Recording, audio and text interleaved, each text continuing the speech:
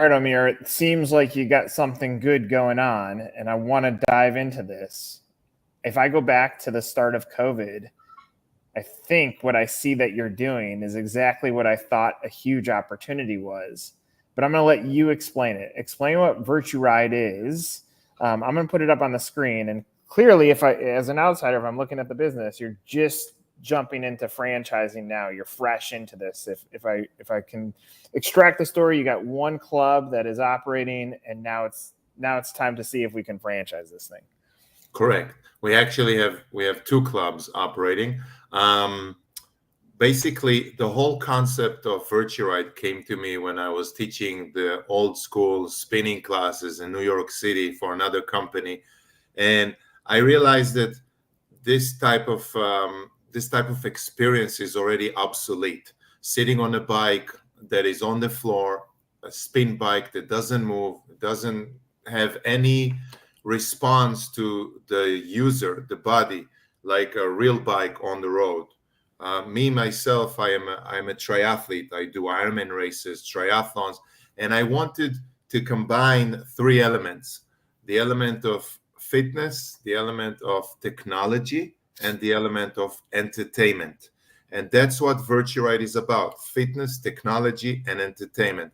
Not just another spin class, but a complete immersive experience that blows your mind and take you from your living room, the spin studio, into the Route 66 in Arizona, or Bryce Canyon in Utah, which we're seeing right now on the screen, or into an imaginary tunnel, electric tunnel that puts you on the right mood, that connects the speed of the song, the speed of the road, into the right BPM of the song. So when you're riding on a hip hop track, climbing up a hill, you're riding on the same BPM where the bike goes up, just like that, 20 degrees up. And when you're cruising along the PCH in California, you're cruising on a flat road or on a decline road, 5 degrees or 10 degrees decline, and you're going fast with high cadence and low gear. So the whole concept of VirtuRide was basically to take the user experience from the road and bring it to your living room, or bring it to the spin studio, the cycling studio, where we can imitate the real road as much as possible. Okay, I love every aspect of this. A few follow-up questions that I want to unpack. So you're teaching classes, you're doing spin in New York City. You start dreaming up this idea. Do you find a manufacturer? Because I can see, like, what I love about the technology is it's moving based on the volume of the road. Do you find someone that has already built this, or do you have to build this thing from your brain to execution? Option two. How intense is that? Yeah. Yes. It's. I did not. I have a personal training in Miami, a personal training company, and I'm heavily involved in the fitness industry in Miami. And when I always wanted to do that, but I knew if I'm gonna do this, I have to do it the right way. And I'm not gonna buy a motion platform from somewhere in China. I'm going to build the motion platform in the United States, with my technicians, with my mechanical engineers. So what we did, we started just like the Google guy, and just like a lot of successful entrepreneurs.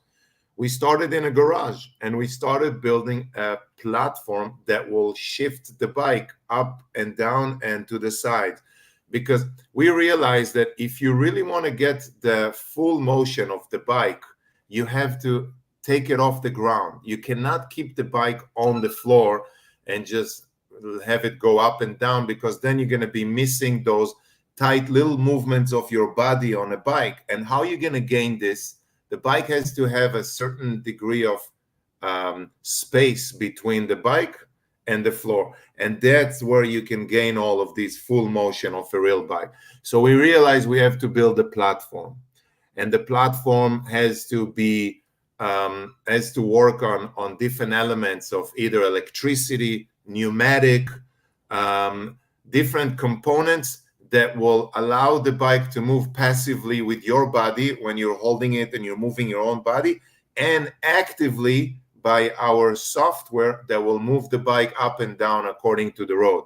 So we went ahead and started building a motion universal platform that can fit to all the spin bike in the world. So you don't have to just take one type of bike, and we work with all the bikes in the world. We can fit any spin bike on our platform. And at the same time, there is a software. My IT team developed a software that sends the signal to 30 or 40 bikes at the same time in the studio, and they all move accordingly with the road. This can be done in a cycling studio for the public and on a franchise level. We also just now finished developing the home version. And in order to give our future clients the full VR experience, we are using Meta's the goggles, the Oculus, the Meta Quest 2. And this is the real full experience. I got to tell you, I was always against it as a cyclist, as a triathlete. I always said, it's not going to happen. People are going to sweat. It's not going to feel right. And I had a lot of resentment against putting a cyclist who sweats and needs to feel the bike goggles on their face. And I tried it 8-9 years ago. The technology was so old, and I said, not going to happen. I'm not going to even try it.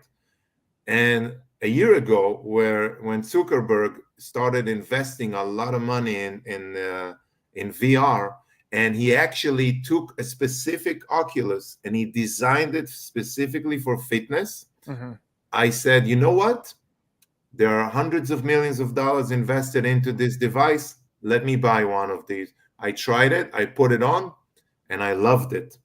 The next step that we did, our IT guys were able to implement the movies that we filmed into the goggles, and you just click on the goggle, the movie starts, and then you can stop the movie by doing this. You don't have to hold the plastic controllers like everybody else is doing. You're holding the bike, and if you want to stop the movie and go to the bathroom, you just do that. If you want to continue, you do that. If you want to fast forward the movie, you just pull the line. So we made it for both home and for the studio. The home version is with the goggles, and the studio version is with the gigantic screen, because people don't want to be with goggles next to each other. It doesn't make any sense. They want to watch a big screen when they are in a big studio. All right. First a comment, then a follow-up question to what you just said.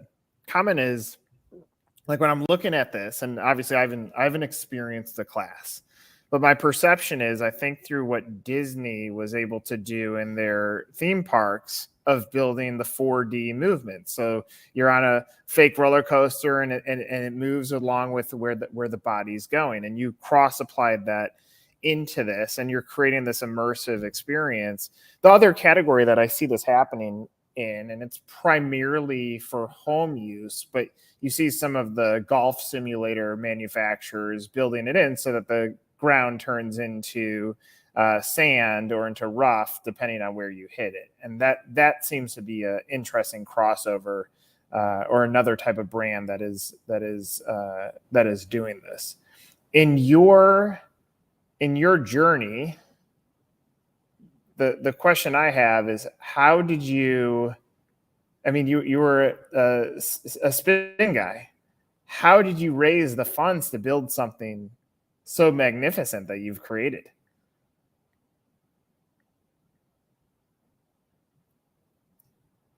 Did we lose them? Of course, there's always like a really good question. Let's see if Omer comes back. I'm going to put this back on the screen until he comes back. But it is an interesting category. He just dropped off. It's an interesting concept, because there's very few times can innovation hit something that's already been there. And innovation first was cycling classes, or Orange Theory, or heavy movement. And also, and I'll get into this if he returns, I find it fascinating that he's been able to carry this over to the home too, because that's a whole nother journey. And so if we get him back, we'll see if he makes it back in here. It'll be interesting to understand how is the home concept fitting into what he is accomplishing from a franchise standpoint. But obviously you're getting a view into an emerging brand that clearly he's taken the right pathway to say, I have an idea, let me go build a concept. I'm very curious into the financial side of this business. But he took an idea, built so that he could have the case study there before he's franchising. Again, what's fascinating to me, or what's interesting to me, and you can look at this if you're on his website and you click on franchise opportunities, there's nothing here yet. And so if I'm looking at this as a potential buyer, which is how we do these Meet These Ors, I'm trying to see what is the cost to get in and how much can I make? What is the true journey behind this? But if I'm looking at a category of disruption, he seems to be doing it. The other thing that I was going to say when it comes or relates to the home side, here comes back. You've returned. Yes. I just went on. I kept the dialogue going. Okay. Okay. Meanwhile, by the way, check your email. I just sent you another video. You may want to drop this video while I'm talking. It's the video that we took with the goggles. I just replied to your email. It's the video that we took with the goggles. That's for the home version. You can see me on the bike with the goggles. Let's see if I can. It's from the New York City franchise show from last month. We showed it for the first time ever. This is the first time ever that anybody came up with a full motion spin bike connected to the goggles. And you can see me choosing the right movie, moving the movie forward. And this is really, really cool. Like exactly. When I'm right now, I'm choosing which movie I want to ride, and I moved it forward a little bit. So I skipped the safety instruction. And you can see what I'm seeing in the TV. You see the TV there on the left? That's what I'm seeing, the instructor. And this is the new platform that we built for the house. So it's a lot. I call it the drone. It looks like a drone. And it's a lot. It looks like a furniture. You see how it moves with my body with the airbags? Yeah. And now I'm going into a downhill. So the bike tilts down and there is a fan blowing wind at me. And looks awesome. All right. So Omer, before you dropped off, here was my question. And it may be a sensitive question, but I hear, and let me also put the caveat on here. I think a lot of franchisees go through this too. Right. I'm seeing something phenomenal. And you said I'm a spin instructor in New York City. You were. Yes. How did you raise the capital to do this? This is like Disney level. Yeah. Well, I can tell you right now, my bank account is not. Let's say that I'm saving on dates and I'm buying the cheapest wine out there. No, seriously, you have to compromise your private life when you build something like this. And I compromised. I took some money from one investor that is a dear friend of mine. That money is already gone. It's already used.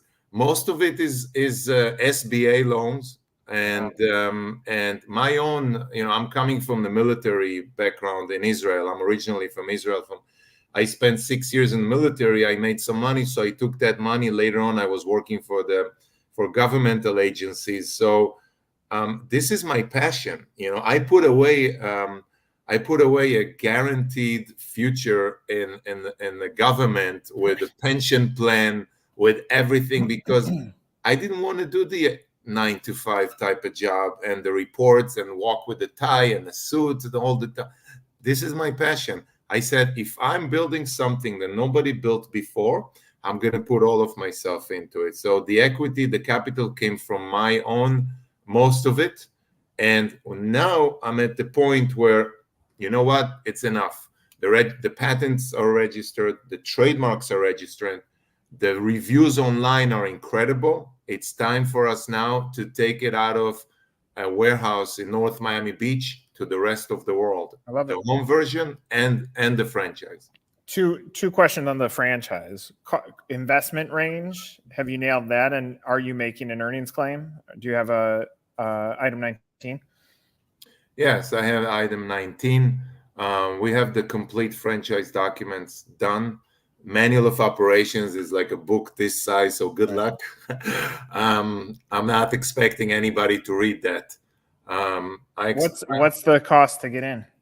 Well, we start with the $25,000 initial fee just to sign the franchise agreement. Then on top of that, later on, there are two payments that the total of these two payments comes up to $275. So to keep a complete VirtuRide studio with 30 bikes, you would need I'm not including the rent and the general contractor that will have to follow our blueprint, is around $300,000. Okay. What you get for those $300,000 is all the equipment, the movies that we filmed, the rights to use the patents, management option for the first couple weeks, training, and the most important thing, a part of that package, the right to sell the home version to clients that are just going to ask that. That's great. Yeah, because what's the cost on the home version? Right now, I can't tell you the exact cost because this is going to be the next Peloton, guaranteed. It's going to be the next big thing. I mean, because Peloton is obsolete. The bike is on the floor. Now they have a recall. A lot of their seats are falling down. But I want to bring it as low as possible so people can afford the home version, because you're not talking just about a bike. It's a goggles, the bike, and the motion platform. So three elements. I can tell you that we're doing the best to find manufacturing facilities to bring that home version as close as we can to the Peloton's a number, so people can finance it with us and they can enjoy the ride. Yeah, I mean, smart move. I mean, the only two things, rowing and biking, seem to be safe with the virtual side. So I think you've clearly owned that. In the studio, what from a gross revenue, what are you saying in item 19? Well, gross revenue a year. If you're running I took item 19 as the most conservative, with 2 classes operating a day, which is very, very low, morning and night. You're closing in on $140,000 a year. With only 2 classes a day, 7 days a week. We are operating in a lot more than 2 classes a day. More than this, we're offering an amazing opportunity of commercials on the screen. So when you're sitting on a bike and your Mojave Desert ride is about to start, a minute before the ride, we have a commercial coming up. So, and we're charging the vendor, and that's not a TV on the side with a small commercial. It's a gigantic screen where you see the energy drink on the screen. So we're charging accordingly. That's another stream of revenue, not just the memberships, but also commercials on the screen. I love it. All right, so here's my one dumb good idea for you.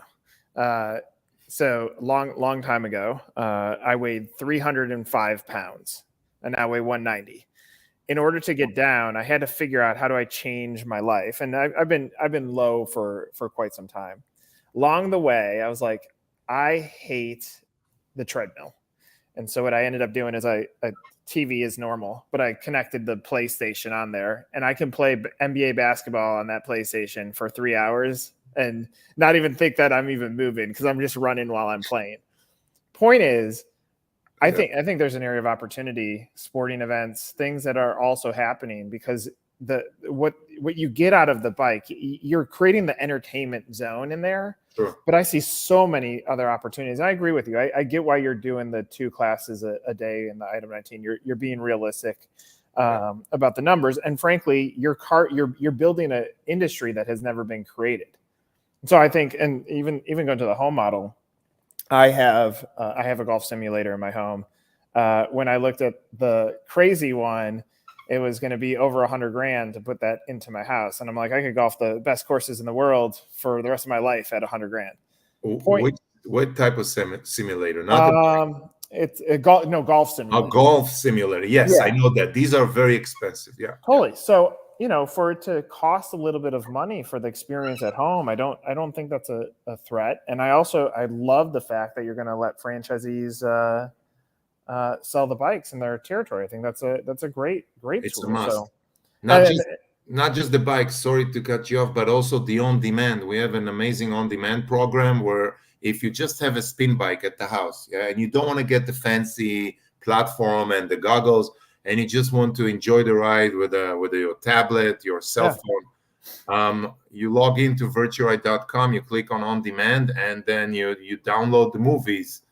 We charge $10 a movie for 1 hour workout. $10. I mean, it's the amount of editing and filming that we invest. I didn't tell you, but there is a company in Burbank, California called EMZ Productions. We use these guys to film all these roads, and that's not GoPro. This is a gigantic 6K camera on a gimbal, and we're driving all over, and we're being stopped many times by the police. They think that we're some kind of lunatics because we drive slow. We got to drive the same speed of a bicycle. So we film a lot of movies, but yes. Well, you look at the treadmill. I mean, Lifetime has the running pass, but what it doesn't do, like they've gotten better where the degree increases base. But I'll tell you, and I like looking at it, but when you're running upstairs, it's not like it goes to 15. It still stays at like a 3 or a 2. Yeah. And so I think you're taking this to a whole new level. I mean, my prediction is 1, you're going to keep building out these classes. 2, you're going to have a lot of interested buyers in this business long before you have to even grow as a franchise brand. So, I think you're doing the right thing, and I look forward to hearing where the story goes. Last thing that I want you to do before we break is, if there's a ghost watching this video and they're like, okay, this seems exciting, what do you want them to know about the business opportunity that they can't find on your website right now and they don't know yet? They have to come down to Miami and experience the ride, or a phone call with me. A lot of people texting me. Someone texted me from China the other day, a basketball player, a very famous basketball player. I'm not going to mention the name. But I said, you know what? The best thing is just to really experience it. Just like you said, when you went to Universal Studio and you went on that ride, it's called Soaring. I know what it is because that's one of the moments where I thought about to do it for a bike. So you got to experience it. And it's so fascinating to be doing something that nobody else is doing. So as a franchisee, you will be part of this, and no one else around town will be able to go and compete with you, because we're selling the rights only to our franchisees, and we own all the patents and the trademarks for this. Well, last thing that I'll say, and I think this is deeply important, and eventually as you build out your franchise story, because right now your franchise website is very, very minimal. Yeah. What I love most about your story is, I said you went from spin teacher in New York to business operator, and you've poured every single dollar that you have into this thing. For a buyer to hear that counts. That means you're in this, and you're not going to let them fail, because every inch of what you've worked hard to build in your life is invested in this, and that's awesome. True. So. They will not have to go on the road and make any movies. Everything is done. Everything is ready. We even minimize the cost of the platform, so they don't have to go to the old version platform. We made it 50% less because we cut off all the pieces that we made it affordable, and we made the experience fun. We've listened to people's reviews, and so we corrected it. We made it much better than before. So good. I'm glad we got to connect. I'm glad I got to learn your story, and I look forward to seeing where this goes. So for Omer, I'm Nick. Thanks for watching another episode of Meet the Zor. See you guys. Enjoy the ride.